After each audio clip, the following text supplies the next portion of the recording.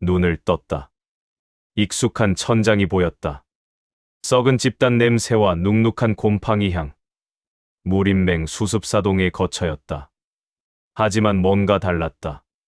첫 번째 회귀 때와는 공기 자체가 달랐다. 이런 미친. 나는 벌떡 일어나 자신의 손을 내려다봤다. 어린 사동의 손이었다. 다시 돌아왔다. 하지만 이번엔 의도하지 않은 회귀였다. 단전 폭발과 함께 들렸던 그 기계음 같은 목소리. 제2회귀 절차 개시. 젠장. 모든 게 처음부터였단 말인가. 급히 단전을 살폈다. 놀랍게도 흑천공의 기운이 미약하게나마 남아있었다. 일성도 안 되는 수준이었지만 완전히 사라진 것은 아니었다. 그리고 더 중요한 건 붉은 씨앗이 없다는 것이었다. 씨앗을 태워버린 상태로 회귀했다는 건가? 그렇다면 이번 생은 노인의 감시를 벗어난 것일 수도 있다. 하지만 확신할 수 없었다. 그 노인은 내가 자폭할 것까지 예상하고 제2회귀를 준비했을 가능성도 있었다. 한소운, 일어났냐? 문이 열리며 조칠이 들어왔다. 첫 번째 회귀 때 내가 독약으로 죽였던 그 건달이었다. 하지만 이번엔 달랐다. 나는 그를 죽이지 않을 것이다. 모든 행동 패턴을 바꿔야 했다. 노인이 지켜보고 있을지도 모르니까. 아, 조칠형. 오늘 식당 물 당번이죠? 오, 내 놈이 알아서 챙기다니. 드디어 정신 차렸구만.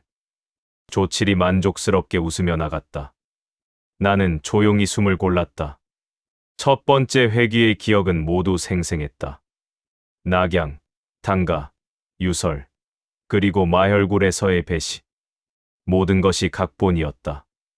하지만 이번엔 다르게 움직여야 했다. 무림맹을 떠나야 한다. 하지만 조용히, 아무도 눈치채지 못하게.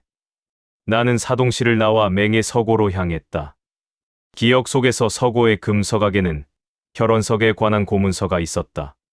첫 퇴귀 때는 그 존재조차 몰랐지만 개공의 말로 미루어 보아 무림맹도 혈원석의 비밀을 알고 있을 것이다. 밤이 되자 나는 서고에 잠입했다. 경비는 허술했다. 사동 따위가 금서각에 들어올 리 없다고 방심한 탓이었다. 나는 먼지 쌓인 서가 깊숙한 곳에서 낡은 두루마리 하나를 발견했다. 혈원석 비록. 손이 떨렸다. 펼쳐보자 충격적인 내용이 적혀 있었다. 혈원석은 1000년 전 하늘에서 떨어진 운석의 핵이다. 그것을 이식받은 자는 불로불사하며 무한한 내력을 얻는다. 하지만 대가가 있다. 혈원석은 숙주의 영혼을 조금씩 잠식하며 결국엔 그릇으로 만들어버린다. 그 그릇에 깃들 존재는 천마신이라 불리는 고대의 마신이다. 내 등골이 서늘해졌다. 노인이 말했던 그분이 바로 천마신이었다. 무림맹주도 소림의 해공도 모두 천마신을 부활시키기 위한 제물이었던 것이다. 그럼 나는 순간 비록의 마지막 장에 적힌 문구가 눈에 들어왔다. 단, 혈원석의 씨앗을 스스로 파괴한 자가 있다면 그는 천마신의 저주에서 벗어나 진정한 자유를 얻을 것이다. 그러나 천마신은 그를 영원히 쫓을 것이며 회귀는 끝나지 않는다. 끝나지 않는 회귀라. 그 순간 서고 밖에서 발소리가 들렸다. 비궁의 무사들이었다.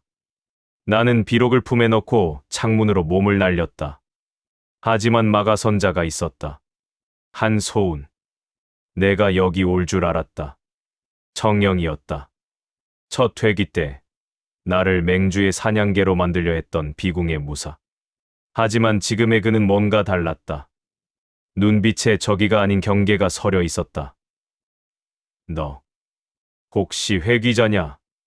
내 물음에 청령의 눈이 흔들렸다. 그리고 그는 천천히 고개를 끄덕였다. 세 번째다.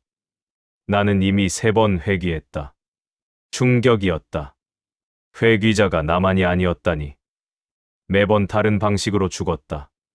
첫 번째는 무림맹주에게, 두 번째는 혈룡단에게, 세 번째는 그가 쓴 웃음을 지었다. 나 스스로에게 당했지. 혈원석의 씨앗이 나를 잠식해서. 그럼 넌 어떻게? 네 번째 회기에서 나는 아무것도 하지 않기로 했다. 강해지지도 복수하지도 않고 그저 숨어 살았다. 그리고 알아냈다. 회기의 열쇠는 무림맹이 아니라 소림에 있다는 것을. 청영이 내 어깨를 움켜잡았다. 한소운, 넌 아직 두 번째다. 기회가 있어. 소림의 지하, 금강지옥에 가라. 거기에 진짜 혈원석 본체가 있다. 그걸 파괴하지 않으면 회기는 영원히 반복된다. 왜 나를 돕지? 돕는 게 아니야. 나는 이미 네 번째 회기에서 실패했어. 다섯 번째 회기는 없었다. 대신 그의 몸이 서서히 투명해지기 시작했다. 내 기억이 내게 전이되고 있다. 이것이 회기자들의 저주이자 축복이야. 청영이 완전히 사라지며 엄청난 정보가 내 뇌리로 쏟아져 들어왔다. 그의 네 번의 회기 기억 모두가 내 것이 되었다. 나는 무릎을 꿇고 머리를 부여잡았다. 소림의 지하 구조, 혈원석의 위치, 천마신의 봉인 방법, 그리고 무림맹주의 진짜 정체까지. 모든 것이 퍼즐처럼 맞춰졌다. 무림맹주는 이미 죽어 있었다. 충격적인 진실이었다. 지금의 맹주는 천마신의 분신이 조종하는 꼭두각시였다. 진짜 맹주는 10년 전 혈원석 이식 실험 중 사망했고 그 육신을 천마신이 차지한 것이었다. 그렇다면 내가 해야 할 일은 명확하군. 나는 서고를 빠져나와 맹의 담장을 넘었다. 이번 생에서는 낙양도, 단가도 필요 없다. 목표는 오직 하나. 소림의 지하, 금강지옥으로 가서 혈원석 본체를 파괴하는 것. 하지만 그곳은 천하 최강의 소림 무승들이 지키는 금단의 땅이다. 지금의 나로는 개미만도 못하다. 힘이 필요했다. 청영의 기억 속에서 하나의 방법이 떠올랐다. 천산의 빙온곡. 그곳엔 천년 묵은 한빙 속에 봉인된 고대 마교의 비급이 잠들어 있었다. 정파도 마교도 손대지 못한 진정한 금기의 무공.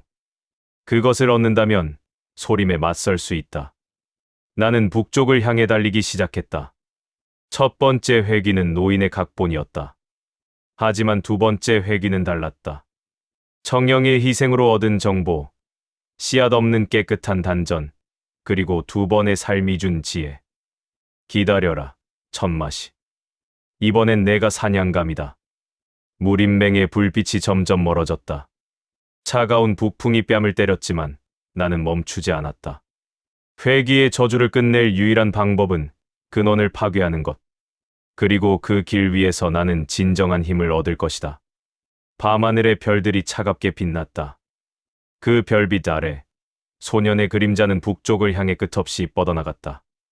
두 번째 회기의 서막이 조용히 그러나 거대하게 열리고 있었다. 천산으로 가는 길은 험했다. 무림맹에서 탈출한 지 보름, 나는 눈 덮인 산맥의 가장자리에 도착했다. 사동의 약한 몸으로 이 추위를 견디는 것만으로도 한계였지만 청영의 기억이 내게 생존법을 알려주었다. 빙온곡 입구는 천산의 북쪽 절벽 아래. 하지만 함부로 들어가면 곡 안의 한기에 얼어 죽는다. 먼저 몸을 단련해야 해. 나는 근처 동굴에서 일주일간 명상에 들어갔다.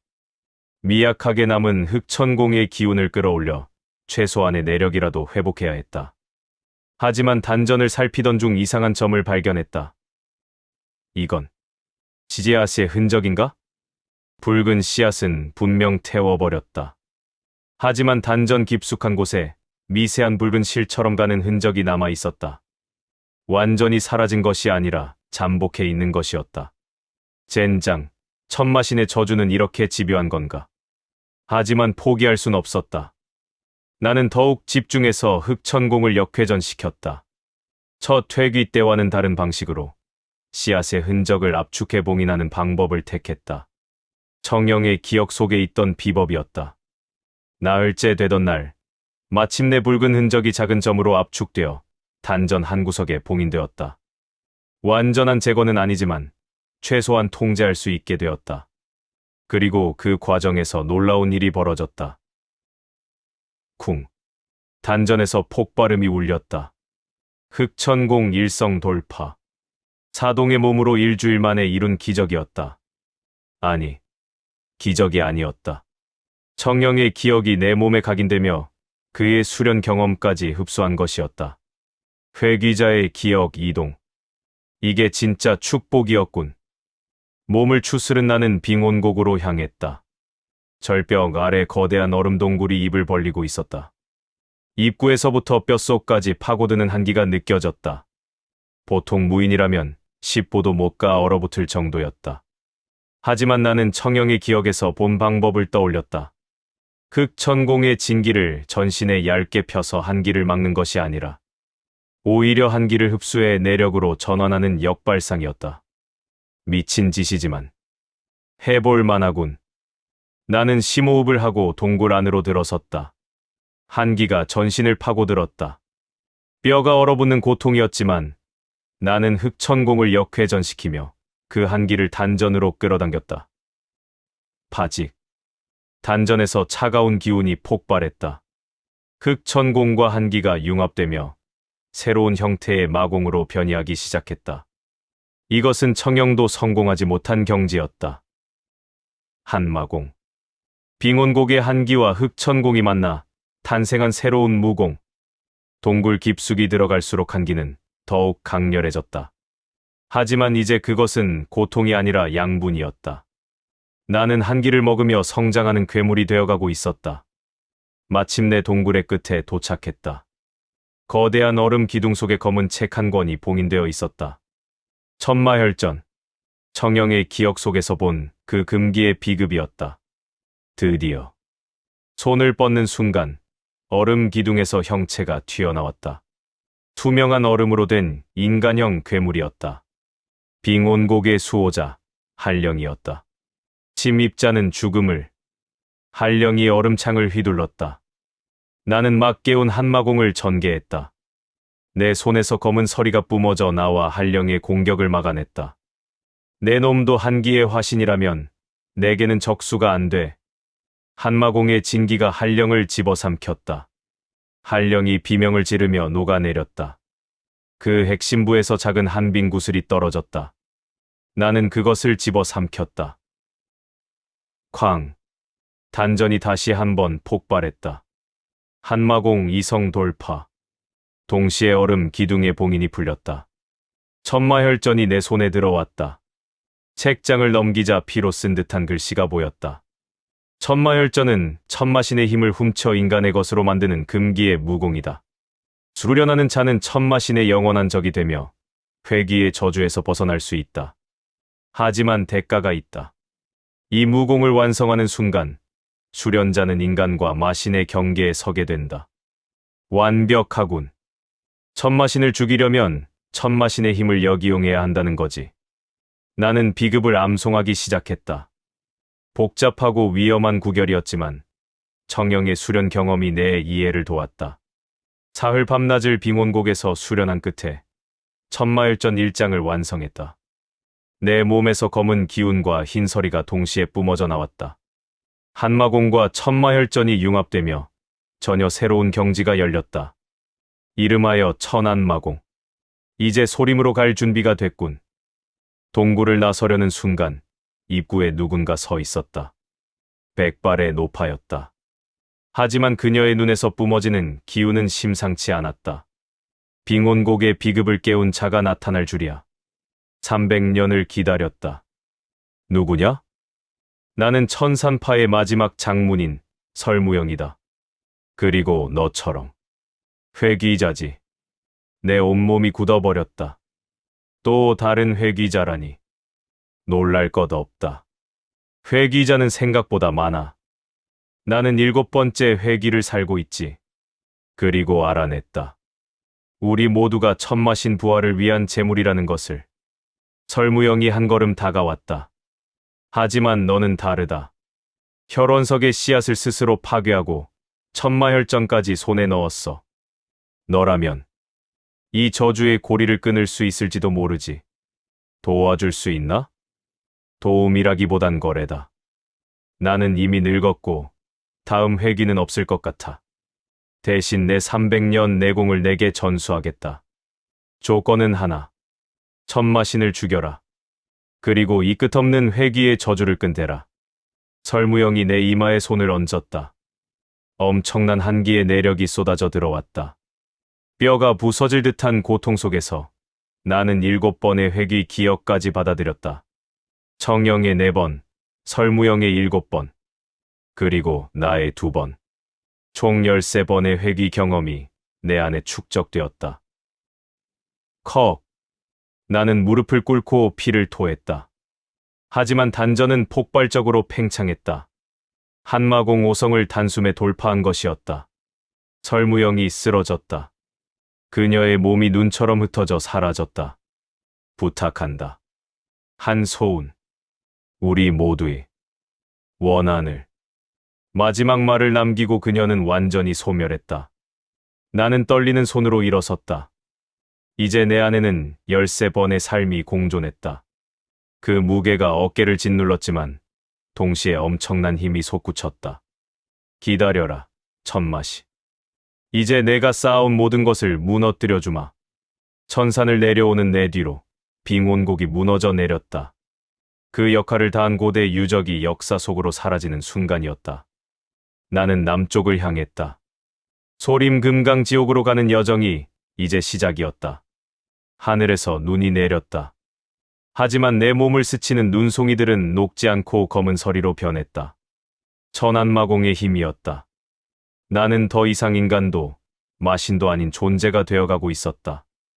천산에서 소림까지는 한 달의 여정이었다. 하지만 나는 보름 만에 도착했다. 천한마공의 신법은 공간을 접는 듯 빨랐고 설무영의 300년 내공은 이 약한 몸을 단련시켜 인류 고수의 그릇으로 만들어 놓았다. 소림사 입구에서 나는 멈춰 섰다. 청영과 설무영의 기억 속에서 본 소림은 성지가 아니었다. 그것은 천마신 부활을 위한 거대한 재단이었고 수백 명의 무승들은 자신들도 모르는 사이 그 의식의 일부가 되어 있었다. 정면으로 들어갈 순 없다. 일단 잠입해서 내부를 파악해야 해.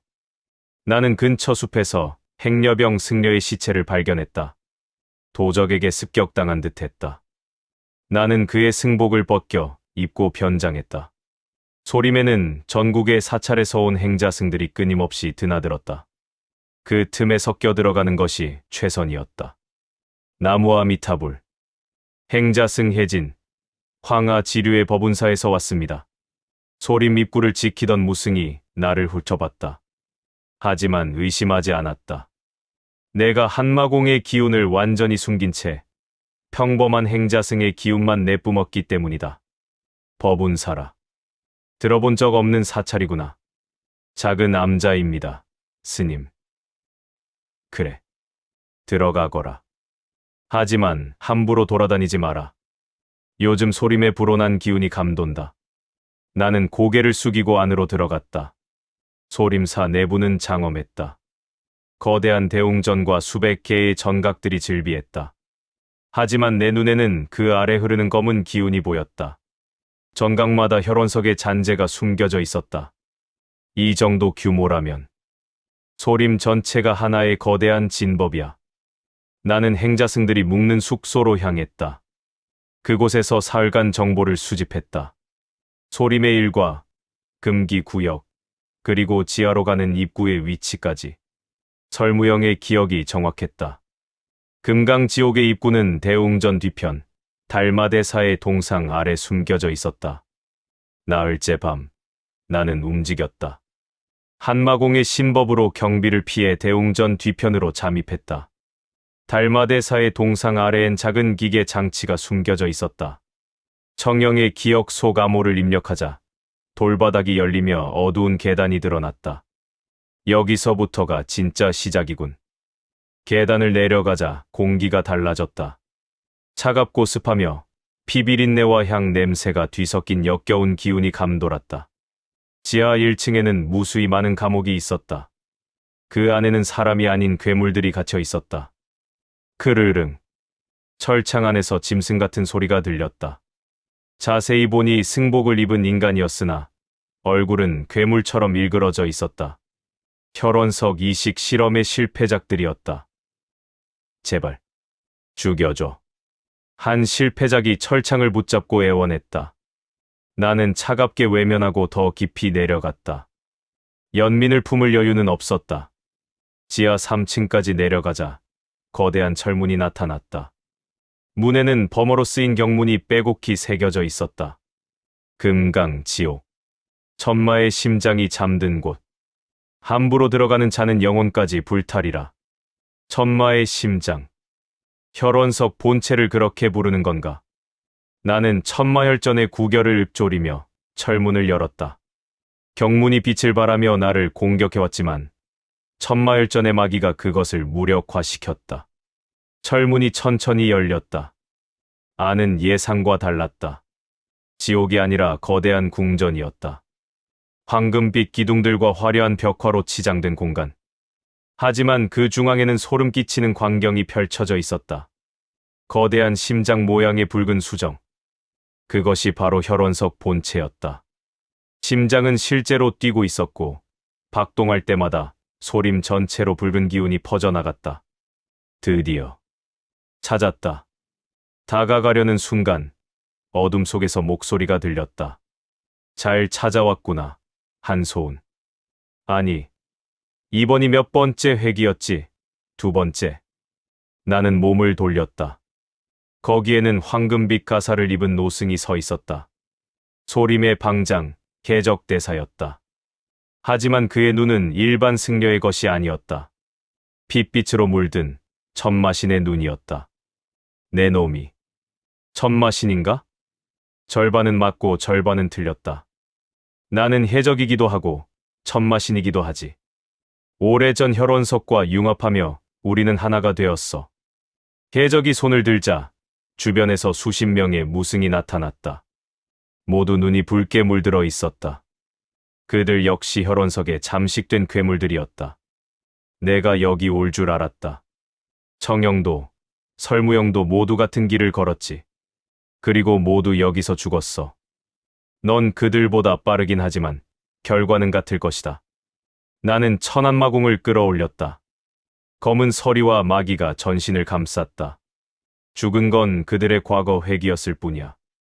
그들의 의지는 내 안에 살아있어. 그리고 이번엔 다르다. 나는 천마혈전을 얻었고 13번의 회귀 경험을 가졌어. 해적의 얼굴에 처음으로 동요가 스쳤다. 13번이라고?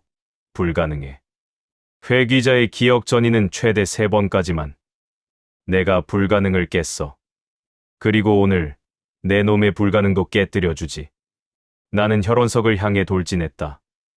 무승들이 막아섰지만 천안마공의 한기가 그들을 얼려버렸다.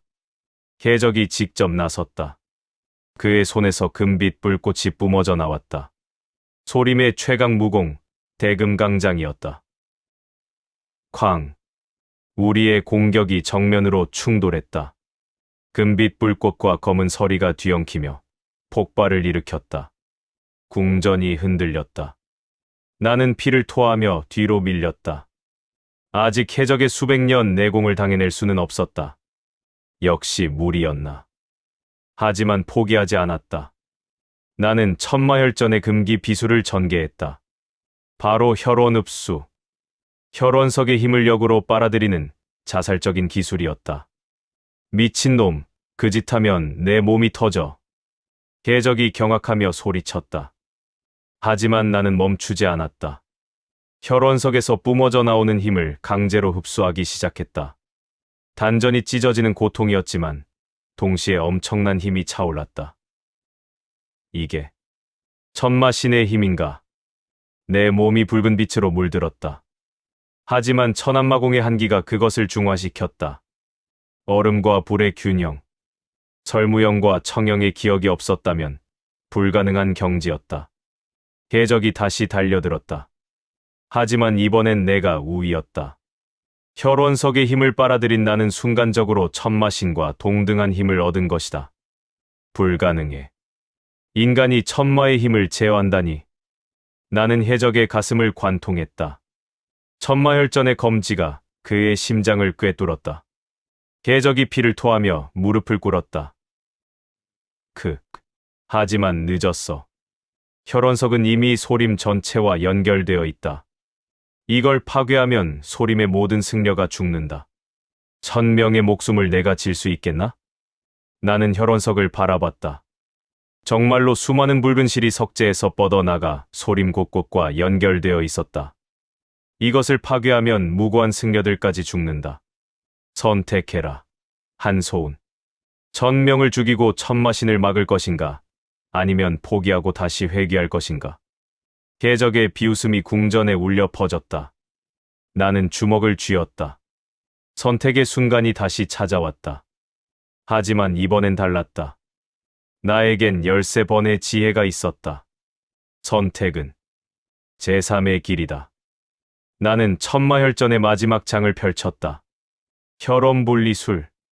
혈원석과 연결된 실들을 하나하나 끊지 않고 석재 자체를 내 몸으로 옮기는 금기의 비술이었다. 내 안에 혈원석을 집어넣겠다고? 그럼 넌 천마신의 그릇이 돼. 상관없어. 어차피 나는 이미 인간이 아니니까. 나는 혈원석에 손을 얹었다. 엄청난 고통과 함께 거대한 수정이 내 단전 속으로 빨려 들어가기 시작했다. 소림 전체가 흔들렸다. 계적이 비명을 질렀다. 그리고 모든 것이 빛에 휩싸였다. 빛이 걷혔을 때 나는 여전히 살아있었다. 아니, 살아있다는 표현이 맞는지 확신할 수 없었다. 단전을 살피자 거대한 붉은 수정이 검은 서리로 감싸인 채 회전하고 있었다. 혈원석이 내 단전 안에 자리 잡은 것이다. 하지만 천안마공의 한기가 그것을 끊임없이 억제하며 균형을 유지하고 있었다. 이런. 미친. 계적이 비틀거리며 벽에 기댔다. 그의 몸에서 붉은 빛이 빠져나가고 있었다. 혈원석을 잃은 그는 급속도로 늙어가고 있었다. 불가능해. 혈원석을 단전에 집어넣고도 잠식당하지 않다니. 내 놈은 대체. 나는 한소운이다. 그리고 이제 천마신의 감옥지기가 됐지. 나는 천천히 일어섰다. 몸에서는 붉은 빛과 검은 서리가 동시에 뿜어져 나왔다. 천마신의 힘과 천안마공이 내 안에서 공존하고 있었다. 단전 깊은 곳에서 무언가가 울부짖는 소리가 들렸다. 인간 주제에 감히 나를 가두다니. 천마신의 의식이었다. 혈원석 안에 봉인되어 있던 그것이 분노하고 있었다. 하지만 천안마공과 천마혈전의 이중봉인 때문에 밖으로 나올 수는 없었다. 조용히 해. 내가 나올 때는 내가 죽을 때뿐이야. 그러니까 평생 갇혀 있든지 아니면 나와 협력하든지 둘 중 하나를 선택해. 협력이라고. 웃기는 소리. 내 놈 따위와 내가. 그럼 평생 갇혀 있어. 어차피 난 내 힘이 필요 없어. 이미 충분히 강하니까. 천마신의 의식이 분노했지만 더 이상 말이 없었다. 나는 해적에게 다가갔다. 그는 이제 100살이 넘은 노인의 모습이었다. 혈원석의 힘으로 젊음을 유지하던 것이 모두 벗겨진 것이다. 한소운. 내 놈이 이겼다.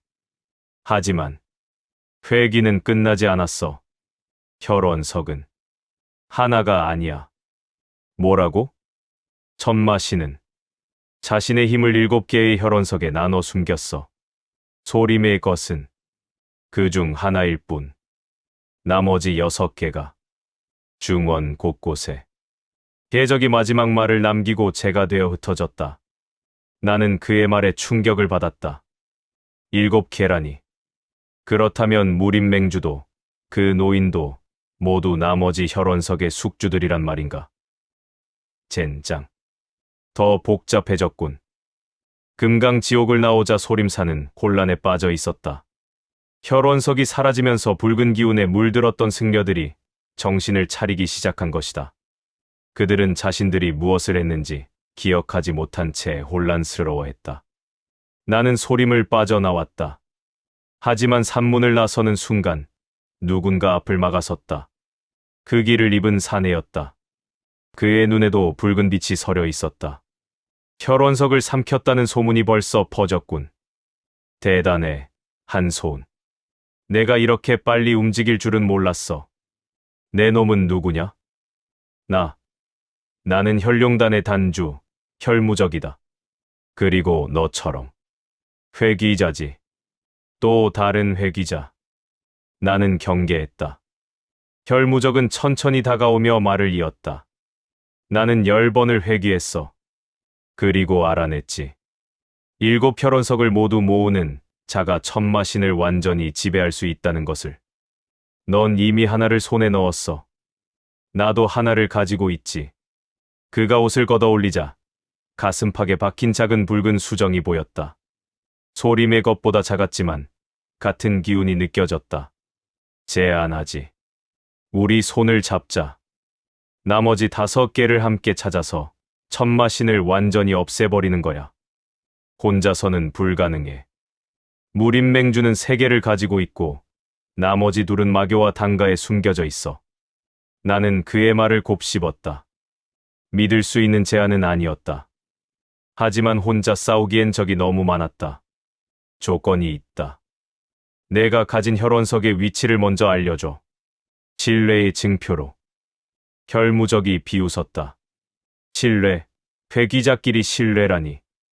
웃기는 소리지만. 좋아. 내 혈원석은 단가의 지하 독굴에 숨겨져 있었어. 10년 전 회귀에서 훔쳐냈지. 하지만 단가는 아직도 그걸 찾고 있어. 그 말에 첫 회귀 때 단가와의 일이 떠올랐다. 당위가 너무 쉽게 굴복했던 이유가 이것 때문이었나. 좋아. 일단은 협력하지. 하지만 배신하면. 알아. 넌 날 죽일 거고 난 널 죽일 거지. 회귀자의 룰이니까. 우리는 악수를 나눴다. 하지만 둘 다 상대의 손에 미세한 살기를 숨기고 있었다. 이것은 협력이 아니라 누가 먼저 배신하느냐의 게임이었다. 그럼 첫 목표는 무림맹이다. 맹주는 3개나 가지고 있어. 그걸 빼앗으면 우리가 5개를 가지게 돼. 그럼 주도권은 완전히 우리 쪽으로 넘어와. 나는 고개를 끄덕였다. 어차피 무림맹주는 내 원수였다. 첫 회귀에서도 전생에서도 날 배신한 자. 그를 무너뜨리는 것은 당연한 수순이었다. 하지만 정면 대결은 무리야. 맹주는 300년을 산 괴물이야. 우리 둘이 합쳐도 이길 수 없어. 그럼 방법이 뭐냐? 혈무적이 음흉하게 웃었다. 무림맹 내부에 심어둔 첩자가 있어. 그 녀석을 이용하면 맹주를 고립시킬 수 있지. 그리고 내가 첫 퇴기 때 구했던 그 계집애 유설이라고 했나? 그 애가 열쇠야. 내 눈빛이 차갑게 가라앉았다. 유설이 무슨 상관이냐? 몰랐어.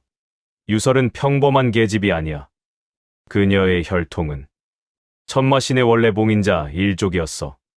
그녀의 피가 있어야만 혈원석 간의 연결을 끊을 수 있지. 충격적인 진실이었다. 그래서 혈룡단이 유설을 납치했던 것인가? 그녀는 단순한 피해자가 아니라 이 거대한 싸움의 핵심이었던 것이다. 유설은 어디 있지? 걱정 마. 살아있어. 무림맹의 비밀 감옥에 갇혀있지. 맹주도 그녀의 가치를 알고 있거든. 우리가 할 일은 그녀를 구출하고 그녀의 힘으로 맹주의 혈원석을 봉인하는 거야. 나는 주먹을 쥐었다.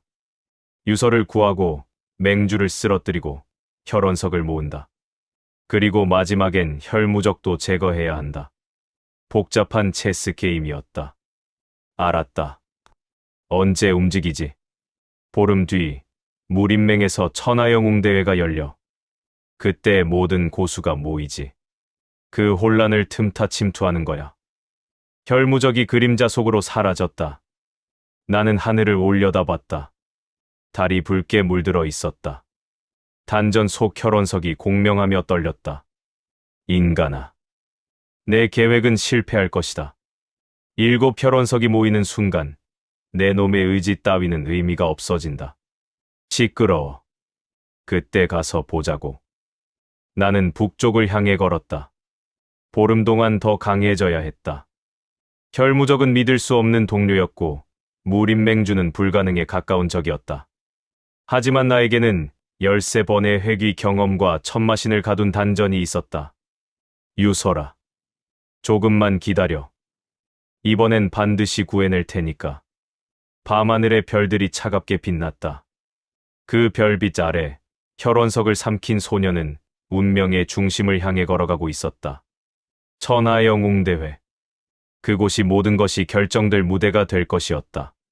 단전 속에서 천마신이 낄낄거리며 웃었다. 하지만 나는 개의치 않았다. 어차피 이 싸움은 처음부터 미친 도박이었으니까. 보름은 빠르게 지나갔다. 나는 그 시간 동안 천한마공을 더욱 깊이 수련하며 단전 속 혈원석을 완벽히 제어하는 법을 익혔다. 천마신의 의식은 여전히 저항했지만 점점 약해지고 있었다. 아니, 약해지는 것처럼 보였다. 인간아, 곧 후회하게 될 것이다. 천마신의 속삭임이 불길했지만 나는 무시했다. 지금 당장은 무림맹주를 상대하는 것이 우선이었다. 천하영웅대회가 열리는 양양성에 도착하자 거리는 각 문파의 무인들로 북적였다. 화산, 무당, 개방, 사천당가까지 정파와 사파가 한데 모인 성대한 잔치였다. 하지만 내 눈에는 모두가 혈원석을 둘러싼 거대한 제물로 보일 뿐이었다. 한소운. 골목 어귀에서 혈무적이 나타났다. 그의 옆에는 낯선 여인이 서 있었다. 검은 복면을 쓴 그녀에게서는 묘한 살기가 느껴졌다. 이쪽은 아몰. 무림맥 내부에 심어둔 내 첩자다. 그녀가 유설의 위치를 파악했어. 아몰이 고개를 숙였다. 하지만 그녀의 눈빛이 잠깐 내 단전 쪽을 훑은 것을 놓치지 않았다. 혈원석의 기운을 감지한 것이다. 유설은 맹주의 별궁 지하 3층에 갇혀 있다. 하지만 문제가 있어. 아몰이 지도를 펼쳤다. 별궁 주변에는 수백 명의 고수가 배치되어 있었고 지하로 가는 통로는 세 겹의 진법으로 막혀 있었다. 더 큰 문제는 맹주가 직접 지키고 있다는 거야. 대회 기간 동안에도 별궁을 떠나지 않아. 마치 우리가 올 걸 알고 기다리는 것처럼. 나는 미간을 찌푸렸다. 함정이었다. 하지만 유서를 포기할 순 없었다. 내가 정면으로 맹주를 끌어낸다. 그 사이 너희가 유서를 구출해. 미쳤어. 맹주를 혼자 상대하겠다고? 혼자가 아니야. 나는 단전을 가리켰다. 혈원석이 뜨겁게 맥동했다. 천마신의 힘을 일부 빌린다면 맹주와 맞설 수 있을 것이다. 하지만 위험했다. 천마신에게 틈을 주는 것이나 다름없었다. 좋아. 하지만 신호를 주면 즉시 후퇴해. 죽으면 계획 자체가 무산돼. 우리는 그날 밤 움직이기로 했다. 대회 개막식이 한창일 때 별궁의 경비가 가장 약해지는 시간이었다. 밤이 되자 양양성은 등불로 환했다. 대회장에서는 각 문파의 고수들이 무예를 겨루며 환호성을 질렀다. 나는 그 소음 속에서 별궁으로 향했다. 담장을 넘자마자 느꼈다. 누군가 기다리고 있다는 것을. 별궁 마당 한가운데 백발의 노인이 서 있었다. 무림맹주. 철천해였다. 잘 왔다. 한소운. 아니, 혈원석을 삼킨 괴물이라 불러야 하나? 맹주의 목소리는 차갑고 고요했다. 그의 몸에서는 세 개의 혈원석이 뿜어내는 붉은 기운이 소용돌이치고 있었다. 가슴, 이마, 단전. 세 곳에 박힌 혈원석이 그를 불사의 괴물로 만들어 놓았다. 역시 기다리고 있었군. 당연하지. 내가 소림의 혈원석을 삼킨 순간부터 알고 있었어. 그리고 혈무적과 손잡았다는 것도. 나는 경악했다. 모든 것을 알고 있었다니. 놀랐나? 혈무적은 내가 심어둔 이중 첩자야. 10번 회귀했다고. 거짓말이지. 그 녀석은 단 3번 회귀했고 3번째에 내게 굴복했어. 내가 움직일 때마다 모든 정보가 내게 들어왔다. 배신이었다. 혈무적이 처음부터 맹주의 졸개였던 것이다. 그렇다면 지금 유서를 구하러 간 그들은? 맞아. 지금쯤 혈무적은 유설의 피를 뽑고 있을 거다. 그녀의 봉인 혈통으로 나머지 혈원석들을 완전히 깨우는 의식을 치르고 있지. 분노가 치밀었다. 나는 천한마공을 폭발시켰다. 검은 서리가 별궁 전체를 뒤덮었다. 하지만 맹주는 움직이지 않았다. 화를 내봤자 소용없어. 내가 여기 온 순간 모든 건 끝났다. 아, 그리고 하나 더. 정영과 설무영의 기억 이동. 그것도 내가 설계한 거야. 뭐라고? 괴기자들의 기억이 전이되는 건 우연이 아니야. 혈원석의 힘으로 인위적으로 만든 시스템이지. 내가 강해질수록 더 많은 기억을 받아들일수록 혈원석은 내 몸에 더 깊이 뿌리 내린다. 넌 강해진 게 아니라 천마신의 완벽한 그릇으로 다듬어진 거야. 모든 것이 함정이었다. 회귀도, 힘을 얻은 것도, 동료를 만난 것도 전부 맹주와 천마신이 짠 각본이었다. 이제 내 안에 혈원석을 내놓아라. 그러면 편하게 죽여주지. 맹주가 손을 뻗었다. 순간 내 단전이 격렬하게 떨렸다. 혈원석이 맹주의 부름에 반응하고 있었다. 천마신이 안에서 웃었다. 이제 알겠느냐? 내 놈은 처음부터 자유의지 따위 없었다. 닥쳐. 나는 천마혈전의 봉인을 더욱 강화했다. 하지만 맹주의 새 혈원석이 공명하며 내 혈원석을 끌어당기고 있었다. 단전이 찢어질 것 같은 고통이 몰려왔다. 저항하지 마라. 내 운명은 이미 정해졌어. 맹주가 다가왔다. 나는 이를 악물고 마지막 수단을 택했다. 단전을 다시 폭파시키는 것. 두 번째 회귀 때처럼. 하지만 그때 별궁 담장 너머에서 폭발음이 들렸다. 맹주, 혈무적이 배신했습니다. 유서를 데리고 도주했습니다. 경비 무사가 비명을 지르며 달려왔다. 맹주의 얼굴이 일그러졌다. 뭐라고? 순간 나는 깨달았다. 혈무적의 진짜 계획을. 그는 맹주의 이중 첩자인 척하면서 사실은 삼중 첩자였던 것이다. 맹주를 속이고 나를 미끼로 쓰며 유서를 혼자 차지하려 한 것이다. 이 개자식. 맹주가 분노하며 신형을 날렸다. 나는 그 틈을 놓치지 않고 반대 방향으로 도주했다. 단전의 압박이 사라진 지금이 유일한 기회였다. 한소은, 도망칠 수 있을 것 같으냐? 맹주의 검기가 내 등을 스쳤다. 피가 튀었지만 멈출 수 없었다. 나는 천안마공의 신법을 극한까지 끌어올려 양양성 밖으로 탈출했다. 숲속 깊은 곳에서 멈춰 섰을 때 나는 피를 토하며 쓰러졌다. 단전이 거의 터질 뻔했다. 하지만 살았다. 그리고 깨달았다. 모두가 서로를 속이고 있어. 맹주도, 혈무적도, 천마신도. 그렇다면 나도 모두를 속여야 한다. 이 게임에서 이기려면 가장 교활한 플레이어가 되어야 한다. 나는 일어섰다. 유서를 찾아야 했다. 혈무적이 어디로 갔든 그의 흔적을 따라가야 했다. 그리고 이번엔 진짜로 모든 것을 끝낼 방법을 찾아야 했다. 단전 속 천마신이 조용해졌다. 아마 그도 상황이 예상 밖으로 흘러가는 것에 당황한 모양이었다. 나는 그 침묵을 즐기며 어둠 속으로 사라졌다. 혈무적아, 내가 어디 숨었든 찾아내겠어. 그리고 유서를 구한 뒤엔 너와 맹주를 모두 지옥으로 보내주마. 밤하늘에 번개가 쳤다. 폭우가 쏟아지기 시작했다.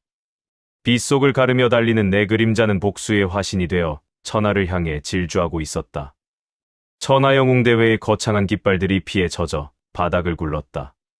정파의 자부심이라던 대광장은 이제 거대한 도살장이나 다름없었다. 무림 맹주 철천의 눈동자가 기괴하게 번뜩였다. 그의 이마와 가슴에서 뿜어져 나오는 붉은 기운은 이미 인간의 것이 아니었다. 혈원석 3개를 품은 자의 위압감은 공기마저 짓눌러 숨을 쉬는 것조차 고통으로 만들었다. 한소우는 입안에 고인 핏물을 바닥에 뱉어냈다. 단전 깊숙이 박힌 혈원석 본체가 미친 듯이 진동하고 있었다. 몸 안에 내공이 끌어오르다 못해 혈관을 찢고 나올 기세였다. 천마혈전의 기운이 온몸을 휘감았지만 눈앞에 괴물을 상대하기엔 역부족이었다. 혈무적이 유서를 가로채 사라진 지 불과 수십 번의 호흡이 지났을 뿐이다. 그 짧은 시간이 한소운에게는 영겁의 지옥 같았다. 맹주 철천해가 비릿한 미소를 지으며 한 걸음 내디뎠다. 그가 발을 딛는 곳마다 단단한 청석 바닥이 가루가 되어 흩날렸다. 내가 가진 그것을 내놓아라. 그러면 죽음만큼은 편안하게 해주마. 철천이의 목소리는 수만 마리의 벌레가 머릿속을 기어다니는 것 같은 불쾌한 울림이었다. 한소우는 대답 대신 검을 고쳐 잡았다.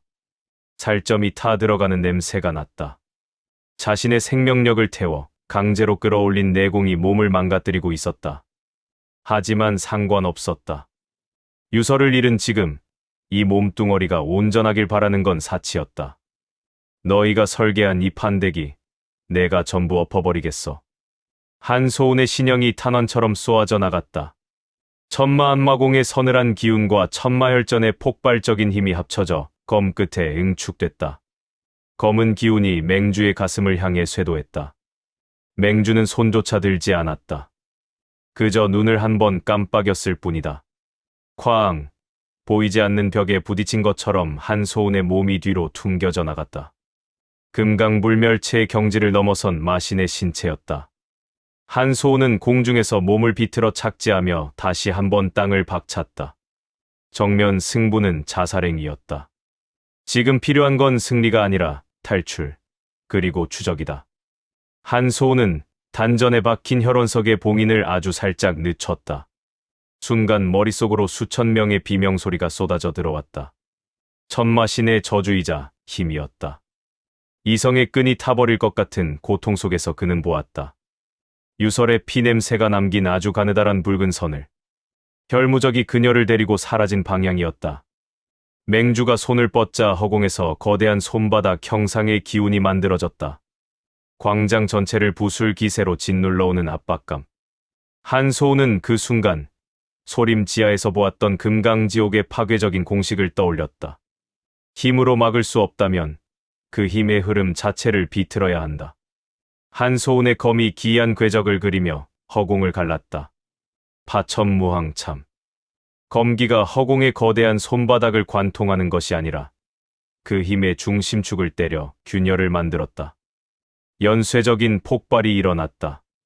사방으로 튀는 파편들이 구경하던 무리민들을 덮쳤다. 비명과 선혈이 낭자한 틈을 타 한소우는 그림자 속으로 몸을 던졌다. 뒤에서 들려오는 철천의 광기 어린 웃음소리가 고막을 찔렀다. 도망쳐라. 어차피 너는 그릇이 될 운명이니까. 한소우는 뒤도 돌아보지 않고 달렸다. 배가 터질 것 같고 심장이 멈출 것 같았지만 멈추지 않았다. 낙양의 지붕 위를 넘나들며 그는 혈무적의 흔적을 쫓았다. 13번의 회귀를 거치며 쌓인 감각은 그에게 말하고 있었다. 혈무적은 단순히 맹주의 명령을 따르는 것이 아니다. 그는 자신만의 제국을 꿈꾸고 있었다. 낙양 외곽의 낡은 사당에 도착했을 때 붉은 선이 끊겨 있었다. 사당 안에는 짙은 유황 냄새와 함께 말라붙은 핏자국만이 남아 있었다.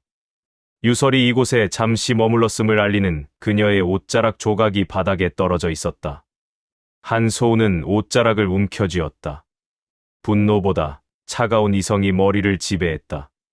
혈무적은 마교의 본거지로 향하고 있었다. 그곳에는 아직 발견되지 않은 혈원석들이 있을 것이고 마교주 또한 이 회귀의 굴레와 연결되어 있을 터였다. 모든 것이 천마신의 부활을 위한 거대한 연극이라면 한소우는 그 연극의 대본을 찢어버리기로 결심했다. 그가 흡수하려는 힘이 자신을 집어삼킬 괴물이라 해도 상관없었다. 유서를 되찾기 위해서라면, 그리고 이 저주받은 회귀의 끝을 보기 위해서라면 그는 기꺼이 인간의 선을 넘기로 했다. 그의 단전에서 혈원석이 다시 한번 박동했다. 마치 환영처럼 그의 등 뒤로 거대한 마신의 그림자가 잠시 나타났다가 사라졌다. 한소운의 눈동자가 서서히 붉게 물들기 시작했다. 기다려라, 혈무적. 내가 어디에 숨든 강호 끝까지 쫓아가서 내 영혼까지 씹어먹어줄 테니까. 한소운은 어둠 속으로 몸을 날렸다. 이제부터 시작되는 길은 정파도 사파도 아닌 오직 복수와 진실만을 향한 피의 길이었다. 다음 목적지는 마교의 성지, 10만 대산이었다. 그곳에서 그는 자신을 기다리는 또 다른 회귀자와 마주하게 될 것임을 예감했다. 피 냄새는 거짓말을 하지 않는다. 특히 그 피가 마신의 그늘에서 자라난 것이라면 더욱 그렇다. 낙양을 벗어나 10만 대산으로 향하는 길목, 봉황곡의 협곡은 이미 죽음의 장막이 드리워져 있었다. 한소운의 발밑으로 으스러진 두개골이 굴러다녔다. 마교의 전진 부대인 흑풍대. 정파 무림인 수십 명을 단숨에 도살하기로 악명 높은 그들이 지금은 형체도 알아볼 수 없는 고깃덩이가 되어 사방에 널브러져 있었다. 누가 이들을 죽였나? 한소운은 단전의 혈원석이 내뱉는 맥동에 집중했다. 공기 중에 떠도는 기운은 차가웠다. 하지만 그것은 마교의 살기보다 훨씬 더 날카롭고 동시에 지독하게 익숙했다. 회귀자의 기운이다. 한소운은 검끝을 낮게 떨어뜨렸다. 협곡에 굽이진 모퉁이를 돌자 피의 잔치 한가운데 한 남자가 서 있었다. 온몸에 검은 붕대를 감고 칠흑처럼 어두운 거대한 돌을 어깨에 맨 차. 그는 13번의 회귀 기억 속에서도 본 적 없는 낯선 압박감을 뿜어내고 있었다. 너도 그 지옥에서 기어나온 놈인가? 남자가 고개를 돌렸다. 붕대 사이로 드러난 눈동자는 초점이 없었다.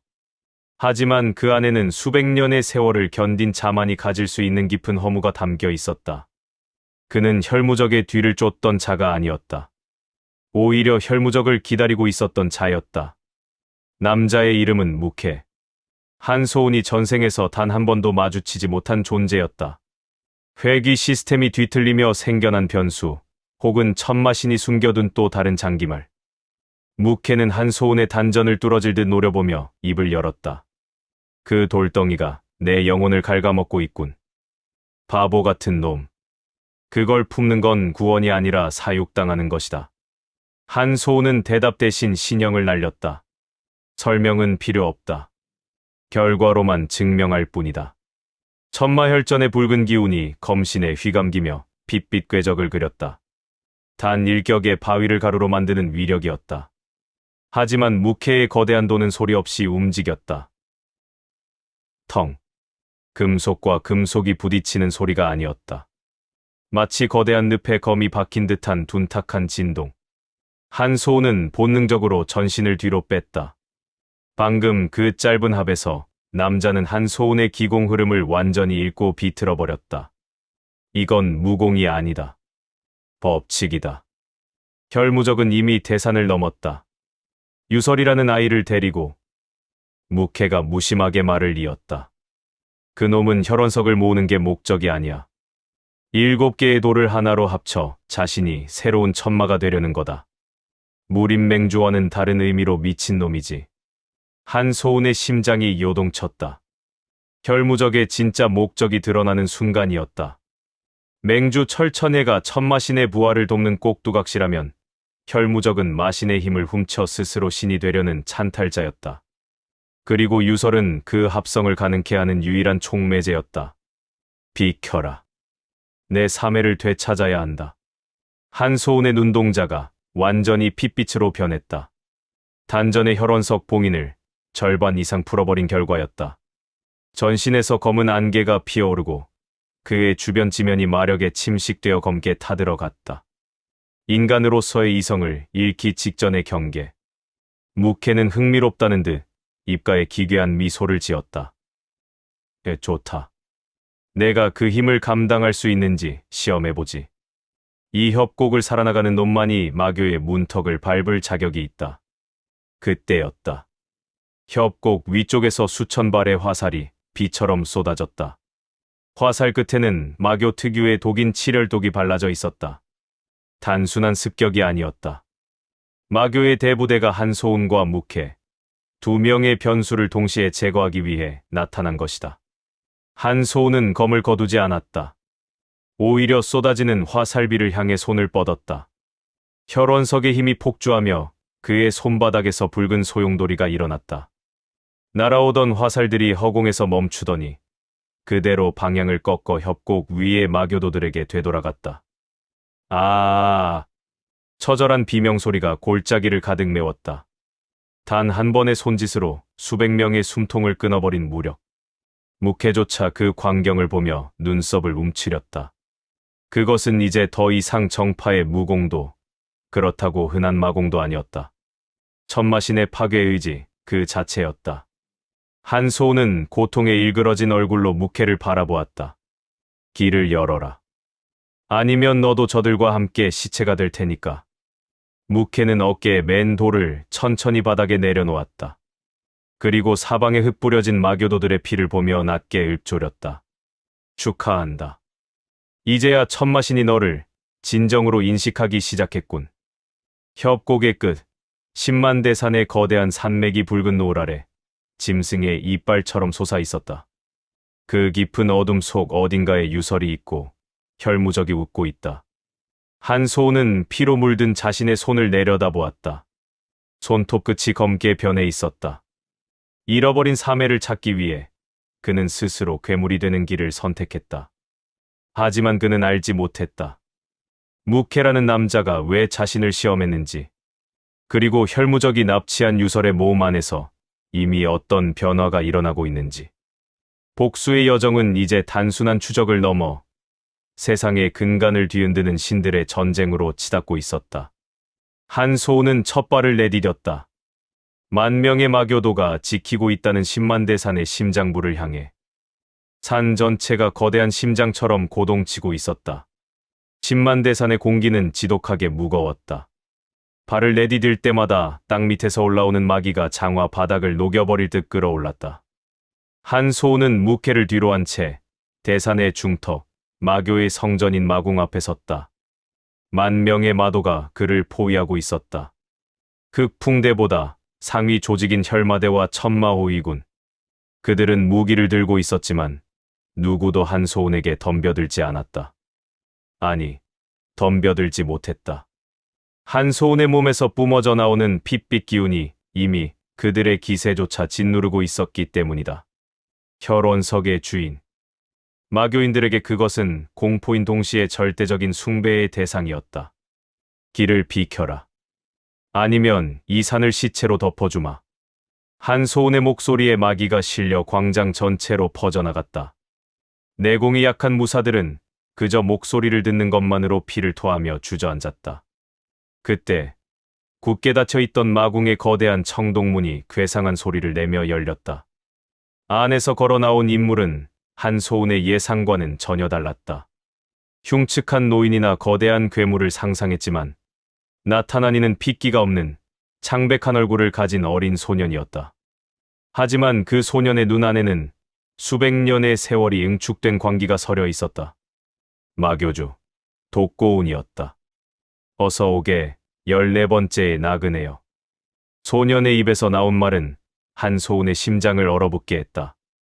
14번째. 한소운은 2번 회귀했고 청영의 4번과 설무영의 7번 기억을 합쳐 총 13번의 삶을 축적했다. 그런데 저 소녀는 지금 14번째라고 말했다. 내 놈이 어떻게 그걸 알지? 독고우는 비릿하게 웃으며 손을 뻗었다. 그의 손바닥 위에도 희미한 붉은 광채가 감돌았다. 혈원석이었다. 마교가 이미 하나를 보유하고 있다는 정보는 사실이었다. 나 또한 이 지옥 같은 반복의 피해자니까. 아니, 나는 너보다 더 오래전부터 이 장기판의 말이었다. 7개의 혈원석이 모이면 천마신이 부활한다고. 그건 하수들이나 믿는 가짜 전설이지. 독고운의 말이 이어질 때마다 주변의 마기가 소용돌이쳤다. 혈원석은 천마신의 부활 도구가 아니다. 그것은 세상을 리셋하기 위한 배터리지. 7개가 모이는 순간 이 세계의 시간선은 통째로 타버리고 다시 시작된다. 천마신은 그 타버린 시간의 잿더미를 먹고 사는 존재다. 우리는 그저 그를 위해 장작을 모으는 나무꾼에 불과해. 한소우는 검을 꽉 쥐었다. 유설은 어디 있나? 혈무적이 그녀를 데리고 이곳으로 왔을 텐데. 독고운의 눈이 가늘어졌다. 혈무적. 그 불쌍한 찬탈자 놈은 지금 저 아래 피의 못에서 유설이 몸을 찢어발기려 하고 있지.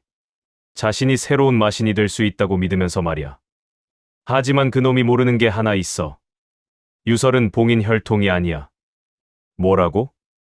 유설은 봉인자가 아니라 천마신이 이 지상에 내려올 때 사용할 육신 그 자체다. 봉인 혈통이라는 건 무림맹주와 소림이 꾸며낸 새빨간 거짓말이지. 그녀가 각성하는 순간 혈원석은 그녀의 심장으로 모여들고 인류의 역사는 거기서 끝난다. 한소은의 머릿속이 하얗게 전멸했다. 13번의 회귀 동안 믿어왔던 모든 개연성이 무너져 내렸다.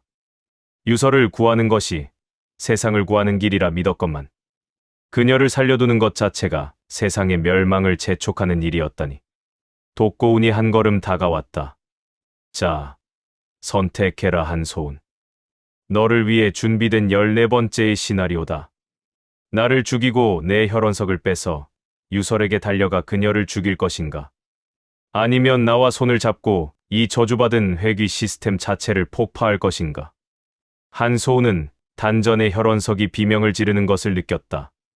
맹주 철천의 탐욕, 혈무적의 야망, 그리고 마교주의 허무. 모든 것이 얽히고 설켜 거대한 함정을 만들고 있었다. 한소은은 고개를 숙였다. 어깨가 가늘게 떨렸다. 웃음이었다. 지독하고도 처절한 비웃음. 시스템, 리셋. 그딴 건 내 알바 아니다. 한소은이 고개를 들었을 때 그의 눈은 이제 붉은색이 아니었다. 칠흑보다 더 깊은 심연의 검은색이었다. 천마혈전의 극이인 마멸의 경지였다. 나는 내 사매를 구하러 왔다. 그녀가 마신이 되든 세상이 멸망하든 상관없어. 방해하는 놈은 신이라 해도 베어버릴 뿐이다. 한소은의 신형이 마교주를 향해 쏘아져 나갔다. 10만 대산의 하늘이 둘로 갈라졌다. 마궁의 천장이 무너져 내리고 지면이 뒤집혔다. 마교주 독고운 역시 손을 휘둘러 붉은 마력을 뿜어냈다. 쾅! 두 회귀자의 충돌은 단순한 무공의 합이 아니었다.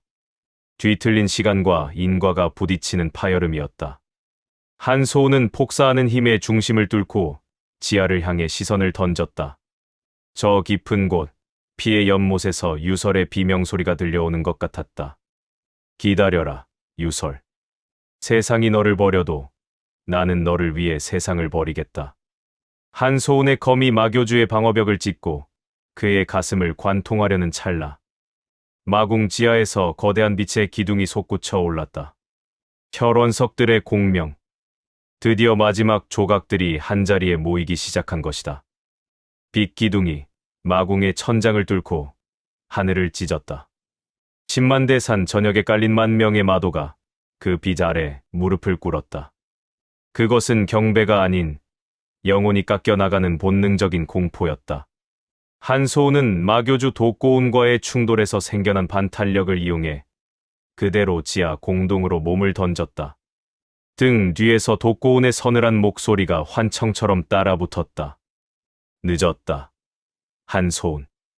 이미 혈원석들이 공명을 시작했어. 내가 내려가는 그곳은 더 이상 인간의 땅이 아니다. 내 사매를 죽여서 세상을 구할 것인가? 아니면 그녀와 함께 지옥이 될 것인가? 한소은은 대답하지 않았다. 쇄도하는 마기를 검으로 쳐내며 암흑 속으로 파고들었다. 지하 깊은 곳, 거대한 피의 연못 혈지가 그 모습을 드러냈다. 그곳엔 상상조차 하기 힘든 지옥도가 펼쳐져 있었다. 혈지 한가운데 유설이 공중에 매달려 있었다. 그녀의 몸 주변으로 5개의 혈원석이 궤도를 그리며 회전하고 있었다. 무림맹주에게서 탈취한 것과 마교의 것, 그리고 혈무적이 숨겨두었던 것들까지. 혈원석들이 내뿜는 붉은 줄기가 유설의 단전과 심장으로 파고들고 있었다. 유설의 하얀 소매자락은 이미 검붉은 피로 젖어 있었다. 왔느냐, 한소은. 피의 연못 위를 걷는 자, 혈무적이었다. 그는 이미 인간의 형상을 잃어가고 있었다. 한쪽 팔은 기괴하게 비대해졌고 전신에 혈관이 터질 듯 솟아올라 검은 피를 흘리고 있었다. 그가 발을 내디딜 때마다 혈지에 핏물이 증발하며 비릿한 안개를 만들어냈다. 조금만 더 있으면 된다. 이 아이가 마신의 그릇으로 완전히 깨어나는 순간 내가 그 알맹이를 가로챌 것이다. 내가 바로 새로운 천마가 되는 거다. 맹주도, 마교주도. 그리고 너 같은 회귀자 놈들도 모두 내 발 밑에 엎드리게 될 것이란 말이다. 혈무적의 광기 어린 외침에 유설의 눈이 번쩍 떠졌다. 하지만 그 눈동자엔 생기가 없었다. 오직 파괴를 갈구하는 허무한 잿빛만이 감돌았다. 그녀의 작은 입술이 달싹였지만 나오는 것은 비명이 아닌 기괴한 고대어였다. 한소운이 검을 휘둘러 혈무적에게 쇄도했다. 천마혈전의 극에 마멸의 기운이 검신을 타고 폭발했다. 하지만 혈무적은 비대해진 손으로 한소운의 검을 정면에서 잡아챘다. 금속이 부서지는 소리가 아니라 공간이 뒤틀리는 소리가 났다. 크아, 겨우 이 정도냐? 5개의 혈원석이 뿜어내는 공명을 받고 있는 나에게 이딴 쇠붙이는 통하지 않는다. 너도 보이지 않느냐? 이 위대한 힘이 치 하는 소리와 함께 한소운의 검이 녹아내리기 시작했다. 혈무적의 몸에서 뿜어져 나오는 열기는 지옥의 어파와 같았다. 한소운은 망설이지 않고 타버린 검자루를 내던졌다. 대신 자신의 가슴, 단전을 움켜쥐었다. 내 놈이 혈원석의 힘을 빌린다면 나는 나를 태우겠다. 한소운은 단전에 봉인해두었던 혈원석 본체의 빗장을 완전히 열어젖혔다. 13번의 전생에서 그 누구도 시도하지 않았던, 아니 시도할 수 없었던 미친 짓이었다. 혈원석의 힘을 통제하는 것이 아니라 자신의 영혼과 기억을 혈원석의 먹이로 던져주고 그 대가로 절대적인 파괴력을 빌려오는 금단의 계약. 안 돼. 한소운, 멈춰라. 그러다간 내 존재 자체가 이 시간선에서 지워질 것이다. 지상에서 내려온 독고운이 혈지 가장자리에 서서 경악하며 소리쳤다. 하지만 한소운의 귀에는 더 이상 인간의 언어가 들리지 않았다. 그의 머리카락이 순식간에 눈부신 백색으로 변하고 눈에서는 검은 눈물이 흘러내렸다. 피부 위로 기괴한 문양들이 돋아나며 그의 존재감을 지워버렸다. 유서를 돌려받겠다. 그 대가가 내 영혼이라면 기꺼이 가져가라. 천마든 신이든 내 앞을 가로막는 모든 인과를 베어버리겠다. 한소운의 주먹이 혈무적의 가슴을 관통했다. 그것은 무공도, 기공도 아니었다. 존재에서는 안 될 힘이 존재를 소멸시키는 파열이었다. 혈무적은 비명조차 지르지 못한 채 그의 가슴에 거대한 구멍이 뚫렸다. 찬탈자를 꿈꾸던 야망은 허무하게 바스러져 재가 되었다. 어떻게 인간이 이런 힘을? 너는 누구냐? 혈무적의 시체가 혈지로 가라앉았다. 하지만 승리의 기쁨은 없었다. 혈무적이 사라진 자리, 유서를 감싸고 있던 5개의 혈원석이 이제 한소운의 단전에 박힌 본체를 향해 미친 듯이 달려들기 시작했다. 공명은 멈추지 않았다. 오히려 더 거세졌다. 유설의 몸이 빛에 휩싸이며 공중으로 솟구쳤고 한소운은 폭주하는 힘을 이기지 못해 무릎을 꿇었다. 전신의 뼈가 으스러지고 다시 붙는 고통이 반복됐다. 그때 빛 속에서 유설의 입술이 가늘게 떨렸다. 사형, 도망치세요. 제발. 그것은 마신의 목소리가 아니었다. 한소운이 그토록 그리워하던 사동 시절의 어린 삶의 유설의 목소리였다. 그녀의 뺨 위로 한 줄기 눈물이 흘러 혈지에 떨어졌다. 한소운은 피를 토하며 그녀를 향해 손을 뻗었다. 혈지 바닥이 거대하게 갈라지며 10만 대 산 전체가 흔들리기 시작했다. 혈원석 6개가 한자리에 모인 여파로 공간의 장막이 찢어지고 있었다. 이제 남은 것은 단 하나, 사천단가에 숨겨져 있다는 마지막 혈원석뿐이었다. 한소운은 의식이 흐릿해지는 와중에도 유설의 손을 놓지 않았다. 그의 등 뒤로 7번째 혈원석의 위치를 알리는 핏빛 지도가 환영처럼 나타났다. 사천, 단가, 독과 암기의 땅. 그곳에서 마지막 전쟁이 기다리고 있었다. 한소운은 유설을 품에 안은 채 무너져 내리는 10만 대 산을 등지고 어둠 속으로 걸음을 옮겼다. 그의 뒤로 100발의 머리카락이 피바람에 흩날렸다. 인간 한소운은 죽었고 이제 마신을 사냥하는 괴물이 태어났다. 하늘 아래 영원한 비밀은 없다지만 10만 대 산이 무너졌다는 소식은 강호를 통째로 집어삼킬 듯한 해일이 되어 퍼져나갔다. 마교의 성지가 평지나 다름없게 변했다는 소문보다 더 끔찍한 것은 그 폐허 속에서 걸어 나온 자가 백발의 귀신이라는 사실이었다. 한소우는 유서를 등에 업은 채 사천으로 향하는 관문을 밟았다. 그의 발걸음이 닿는 곳마다 서리가 내리고 땅이 검게 죽어갔다. 단전에 박힌 6개의 혈원석은 이제 한소운의 내공이 아닌 그의 생명력 그 자체를 연료로 삼아 타오르고 있었다. 사형. 목이 말라요. 유설의 목소리는 이제 가느다란 실바람보다 약했다. 그녀의 피부는 투명하다 못해 속이 비칠 정도였고 가끔 그녀의 몸 주변으로 붉은 번개가 스칠 때마다 한소운의 심장은 난도질당하는 기분이었다. 조금만 참거라.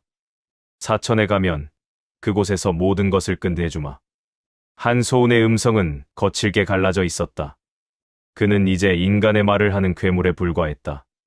길을 막아서는 자들은 더 이상 문파의 이름을 묻지 않았다. 그저 그의 백발과 마주치는 순간 영혼이 얼어붙어 검조차 뽑지 못하고 주저앉았다. 사천의 초입, 성도로 향하는 길목인 검문관에는 정파와 사파의 연합군이 집결해 있었다. 무림 맹주 철천해의 명령이었다. 맹주는 자신의 혈원석을 잃고도 여유로웠다. 아니, 오히려 즐거워 보였다는 말까지 떠돌았다. 저기 온다. 백발의 마두다. 누군가의 외침과 함께 수천 발의 화살이 하늘을 가렸다. 정파의 자부심이라는 청성파와 아미파의 제자들이 떨리는 손으로 검을 겨눴다. 한소우는 멈추지 않았다. 그는 등을 업은 유설이 깨지 않을까 걱정하는 부모처럼 조심스럽게 한 걸음을 더 내디뎠을 뿐이다. 비켜라. 죽고 싶지 않다면. 한소운의 말이 떨어짐과 동시에 날아오던 화살들이 허공에서 멈췄다. 억지로 멈춘 것이 아니었다. 화살들이 가진 시간의 흐름이 뒤틀린 듯 공중에서 부식되어 가루가 되어 흩날렸다. 6개의 혈원석이 공명하며 만들어내는 절대적인 영역. 인간의 무공으로는 설명할 수 없는 신성의 영역이었다. 이게 무슨 괴물이다. 진짜 괴물이 나타났다. 전열이 무너졌다. 한소우는 검을 뽑지도 않았다.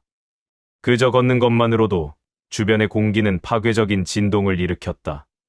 그가 지나가는 길목 좌우로 무리민들이 추풍낙엽처럼 쓰러졌다. 외상은 없었다. 다만 그들의 단전이 강제로 뒤틀려 폐인이 되었을 뿐이다. 그때 군세의 뒤편에서 노인 하나가 천천히 걸어 나왔다. 사천당가의 태상장로 당무진이었다. 그는 독과 암기의 달인이었지만 지금 그의 손에 들린 것은 무기가 아니었다. 그것은 기괴한 형상의 모래시계였다. 한소운. 아니, 14번째의 시체여. 자네는 아직도 모르는가? 당무진의 눈에는 연민이 서려 있었다. 한소운은 걸음을 멈췄다. 혈원석이 당무진의 품 안에서 강하게 반응하고 있었다. 마지막 7번째 조각이었다. 무슨 헛소리를 하려는 거냐? 그 돌을 내놔라. 그래야 이 아이를 살릴 수 있다. 당무진이 비릿하게 웃으며 모래시계를 뒤집었다. 우리가 가진 이 7번째 혈원석의 이름이 무엇인지 아는가? 그것은 기억일세. 자네가 겪어온 13번의 회귀, 그리고 지금의 14번째 살. 그 모든 기억을 온전하게 간직하게 만드는 근원이지. 하지만 기억은 독이라네. 특히 이 아이에게는 가장 치명적인 독이지.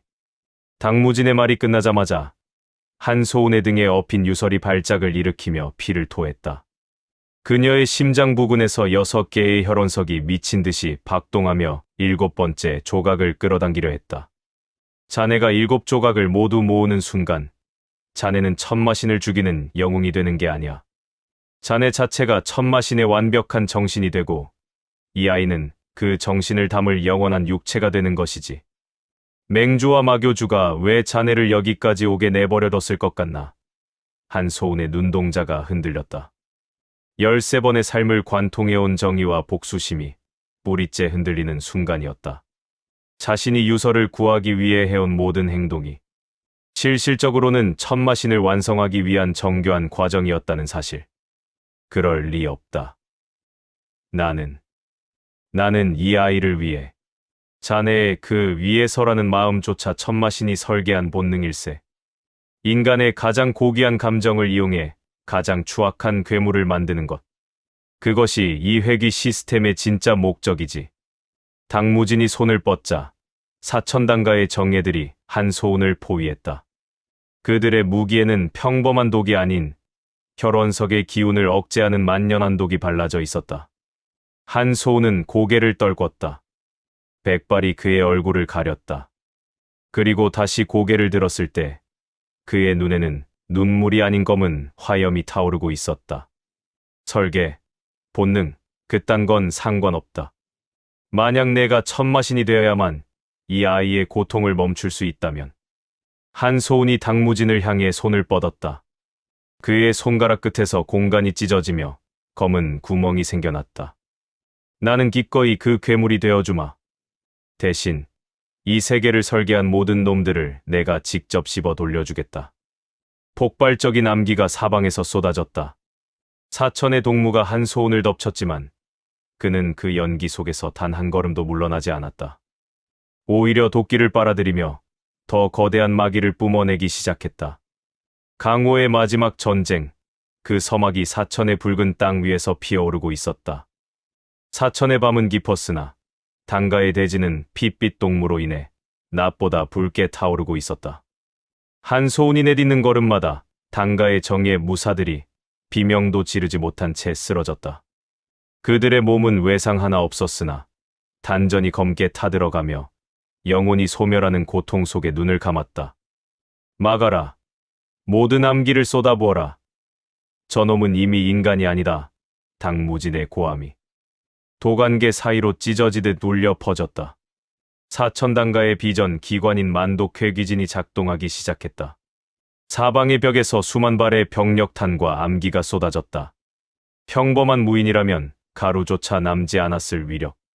하지만 한소운은 멈추지 않았다. 그의 주위를 감싸고 있는 6개의 혈원석이 마치 살아있는 생명체처럼 움직이며 모든 공격을 허공에서 분해했다. 사형.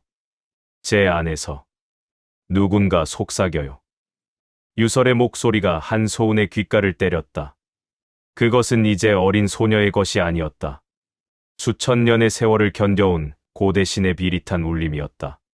한소운은 그녀를 업은 포대기를 더욱 세게 조였다. 자신의 살점이 타들어가고 영혼이 혈원석에 갉아먹히는 고통 따위는 이미 안중에도 없었다. 상관없다. 유설. 그게 누구든 내가 죽여주마. 신이든 마귀든 아니면 너 자신이라 해도. 한소운의 백발이 광기 어린 마기에 휘날렸다. 그는 마침내 당가의 성지인 도광묘 앞에 섰다.